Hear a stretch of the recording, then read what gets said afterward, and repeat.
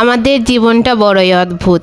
বর্তমান কঠিন লাগে আর অতীত লাগে রঙিনময়, আর ভবিষ্যৎ নিয়ে তো কোনো ভাবনাই নাই। কিন্তু বর্তমানটা সুন্দর হলে ভবিষ্যৎটা সুন্দর হয়। অতীতে পড়ে থাকলে কখনোই ভবিষ্যৎ ভালো হয় না।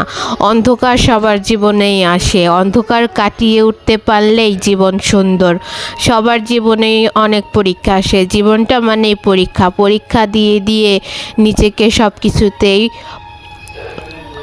বড় করতে হয়। কখনোই হুট করে উপরে ওঠা যায় না, ছোট থেকে শুরু করতে হয়। বড় থেকে শুরু করলে আস্তে করে নিচে পড়ে যায়। আবার সৎ পথে চললে অনেক কষ্ট করতে হয়। সৎ পথে চললে দ্রুত উপরে উঠলে কিন্তু নিচে পড়ে যায় অনেক তাড়াতাড়ি।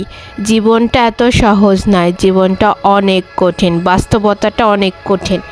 অনেক মানুষ অতীতে থাকতে বেশি পছন্দ করে, কারণ অতীতটা সুন্দর হবে, কিন্তু অতীতের থেকে বর্তমানটা সুন্দর। বর্তমানে থাকাটা বেশি প্রয়োজন। বর্তমান সুন্দর হলে ভবিষ্যৎ এমনিতেই সুন্দর হয়ে যায়। অনেকেই এটা বোঝে না, কিন্তু কল্পনার দুনিয়ায় থাকতে মানুষ বেশি পছন্দ করে, কারণ বাস্তবতাটা বড়ই কঠিন, অনেক কঠিন। বাস্তবতা সবাই মেনে নিতে পারে না, মেনে নিলেই জীবন সহজ, না মানতে পারলেই জীবন কঠিন। এটাই বাস্তব জীবন।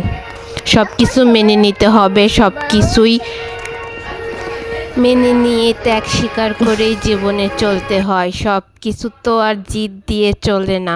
কখনো শান্তি হয়ে থাকতে হয়, কখনো চুপচাপ থাকতে হয়, কখনো সব কিছু চুপ করে সহ্য করতে হয়। যার সহ্য ক্ষমতা বেশি সে সামনের দিকে এগোয় যত দ্রুত, নিজের কষ্টকে কষ্ট না মনে করে।